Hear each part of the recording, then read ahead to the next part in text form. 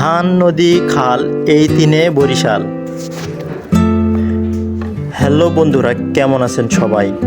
আজকে আপনাদের নিয়ে যাব ভেনিস খ্যাত দক্ষিণবঙ্গের একটি সমৃদ্ধশালী জেলা পিরোজপুরের নেসারাবাদ উপজেলা, যার পুরান নাম সৌরভকাঠি।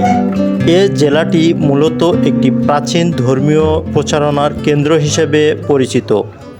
অর্থাৎ এখানে শুয়ে আছেন দক্ষিণবঙ্গের অন্যতম ইসলাম প্রচারক মরহুম শাহ সুফি নেসারউদ্দিন, যার নাম অনুসারে এই উপজেলার নাম রাখা হয় নেসারাবাদ।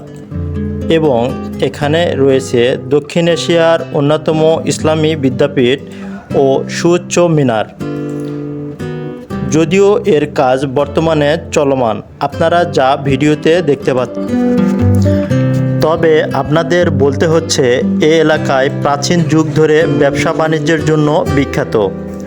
এর মধ্যে অন্যতম হচ্ছে ভাসমান কাঠের বাজার, যা সন্ধ্যা নদীকে কেন্দ্র করে গড়ে উঠেছে। এখানে মূলত সারা দেশে থেকে ইঞ্জিন চালিত নৌকায় করে কাঠ ব্যবসায়ীরা কাঠ নিয়ে আসে, যা পরবর্তীতে এখান থেকে সারা বাংলাদেশে সরবরাহ করা হয়। এছাড়াও এখানে রয়েছে দক্ষিণবঙ্গের অন্যতম ডক ইয়ার্ড। এখানে মূলত ছোট বড় সব ধরনের লাইটার জাহাজ নির্মিত হয়, যা এই স্থানকে একটি জাহাজ নির্মাণ শিল্প হিসেবে পরিচিতি দিয়েছে।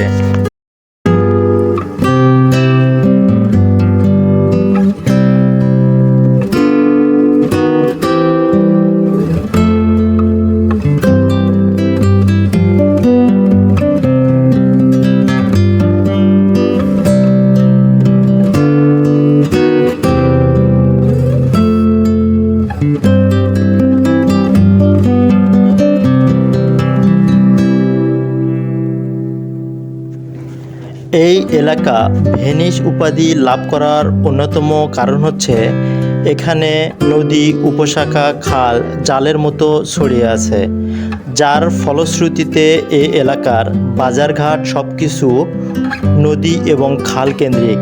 এখানে মূলত স্থল বাজার থেকে ভাসমান বাজারগুলোই বিখ্যাত, যা এই এলাকাকে প্রাকৃতিকভাবে আলাদা সৌন্দর্য দান করেছে, যা ভেনিস শহরের মতোই দেখতে। তবে আপনি এখানে আসলে বাজারগুলোতে দেখতে পাবেন টাটকা মাছ ও শাকসবজি, যা মূলত স্থানীয়ভাবে উৎপাদিত হয়ে থাকে। এছাড়াও আপনি যদি রূপালী ইলিশের আসল স্বাদ নিতে চান, তাহলে আপনাকে অবশ্যই আসতে হবে এই ভেনিস খ্যাত উপজেলায়। এখানে পড়ন্ত বিকালবেলা জেলেরা সন্ধ্যা নদী থেকে ইলিশ মাছ শিকার করে, যা বিকালবেলা চোখে পড়ে।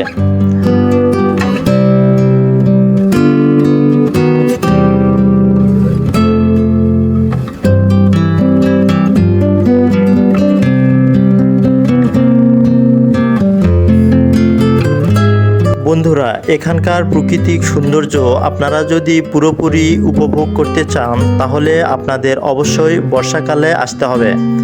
আমাদের ভিডিওটি আপনাদের যদি ভালো লেগে থাকে, তাহলে ভিডিওতে একটা লাইক দিয়ে চ্যানেলটিকে সাবস্ক্রাইব করে দিবেন।